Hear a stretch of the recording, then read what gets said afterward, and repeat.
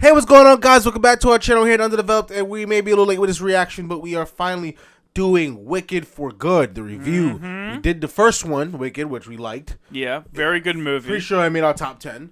And now... I think it made honorable mentions, actually. Mentions? Okay, it may have did, but definitely was in that video. Oh, yeah, it was definitely in our top 10 video. We definitely discussed it. Which is a movie that I thought was going to suck, because I thought, oh, okay, here they go milking another franchise for all it's worth. And I watched it. But it was actually really good. And to make it worse, a musical too. Probably one of the biggest musicals of all time, but still. But yeah, we watched it. We had a great ass time with it. The music didn't slow it down, and all the cast could pretty much sing. Great. It was awesome. Themes was there. Everything was fire. Yeah.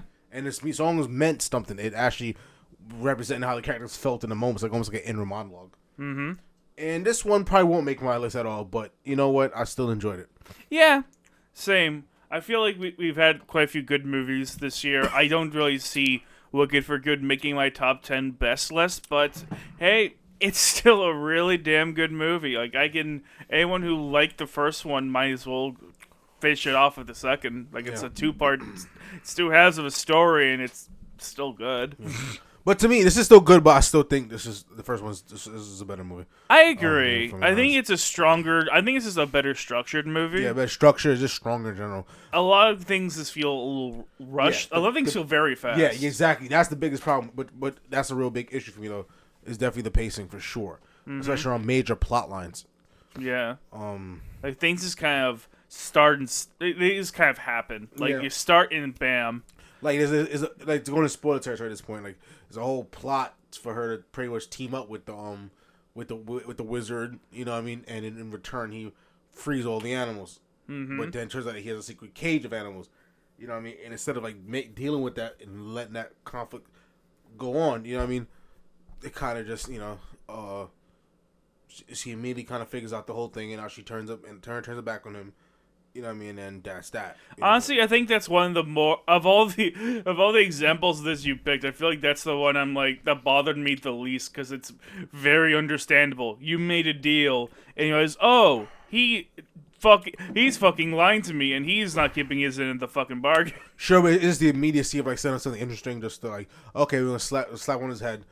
That could have been something interesting to see, take forward. Maybe I was hoping maybe she knows what she's doing and she plays like the long game. You know what I mean? I mean that was just one of the things. It wasn't the main thing. Yeah, a lot of things were like that. Where a lot of things just happened very fast. Like her getting the army of flying monkeys. That just happens pretty fast. Yeah. And then she has them, and then by the time she has them, she's almost it's almost time to kill her off. So it's just very strange. It feels like she doesn't have the army for a very significant amount of time at all. And a few things like that are just exactly like that, where blink and you miss it. And honestly, it feels like the entire movie of the original Wizard of Oz story is a blink and you miss it kind of event. Like it's just kind of going on in the background, just like next thing you know, Dorothy's coming in, the house is coming into Twister from Kansas, and next thing you know, they're already on the Yellow Brick Road on the way to fucking kill the witch, and the next thing you know, the witch is dead. Yep.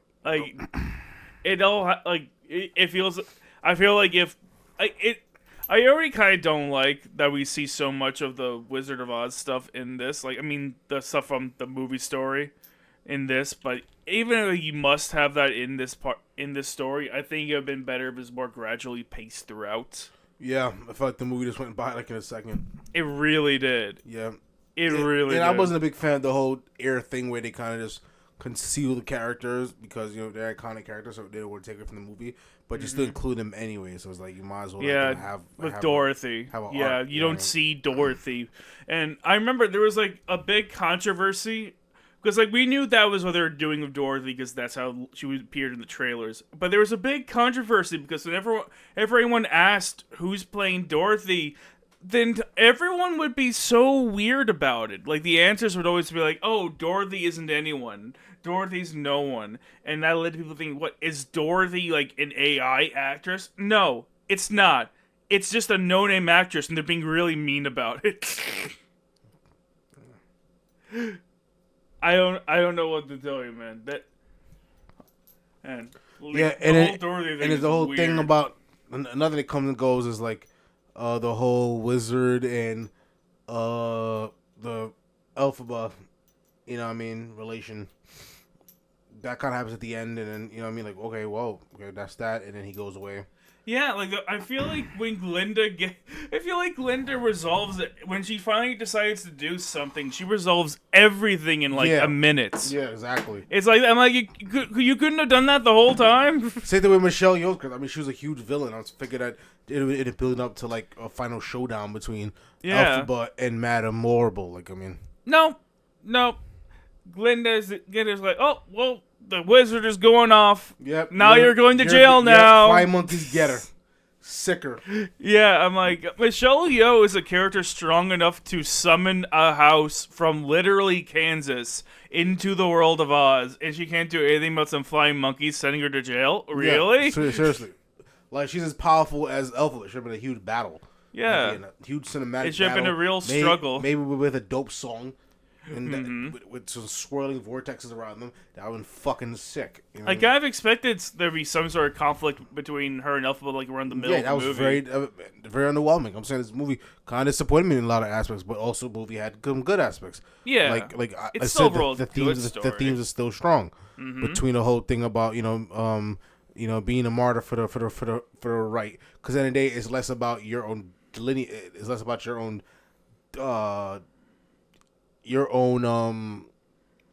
it's less about your own it's less about yourself and more about your goal. You know what I mean? Like that's about your reputation, you know what I'm saying? And more about like the betterment of other people that you feel deserves it. Like she made a sacrifice for herself because she knew that maybe some people need to believe in this wizard. You know what I mean? In the wizard, in the witch. And that's kind of a whole thing because in the movie, Jeff Goldblum was saying the wizard was like, "Yo, I can literally go out and say, hey, nothing has been real. Confess everything, and they still would believe." Mm-hmm. You know what I mean? So that kind of set up, buddy. That kind of did a Yeah, that sets up Elphaba to be like, exactly. Hey, maybe just like they need someone to cheer for, they need someone to hate, exactly. and I can be that person. And she fully played into that narrative at the end. Yeah.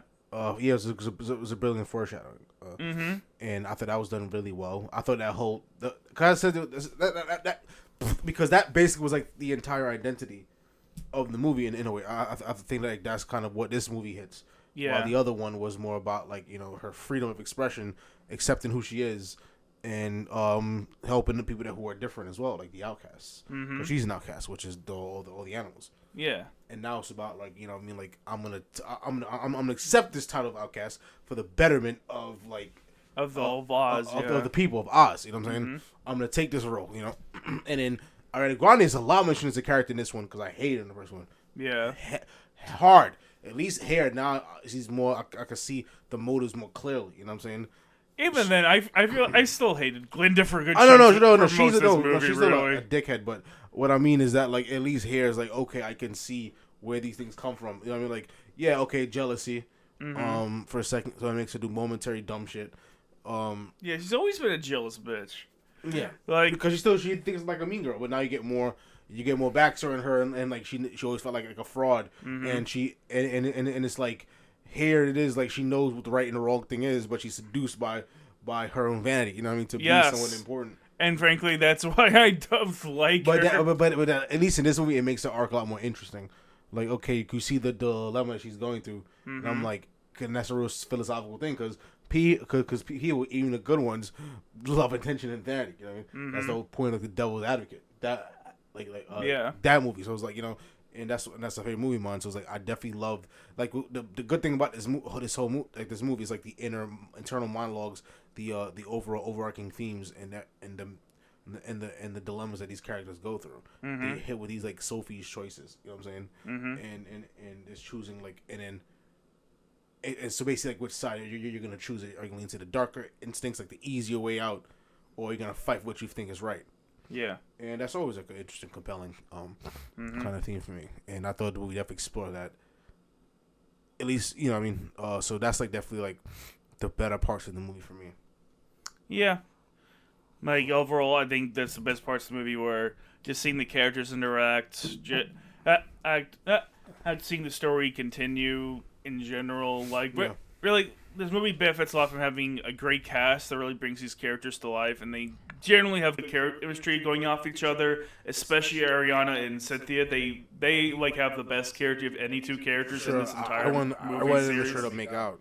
Yeah, honestly, before I saw these movies, I always thought Wicked was a lesbian love story between Glinda and Elphaba. I 100% always thought that. I was shocked when fucking Prince Fiero shows up and he's the main love interest. I like that he's a dude that goes against the grain and shit like that. I like his character. It just... Cool. But I wanted Elphaba and Glinda to get it on because they wanted it. They wanted to. Honestly, I feel like that made more sense. They were into each other. Yeah, I mean, honestly, our interpretation of the movie really, the intended interpretation of the movie is honestly probably hurt by the fact that both Cynthia and Jonathan are gay.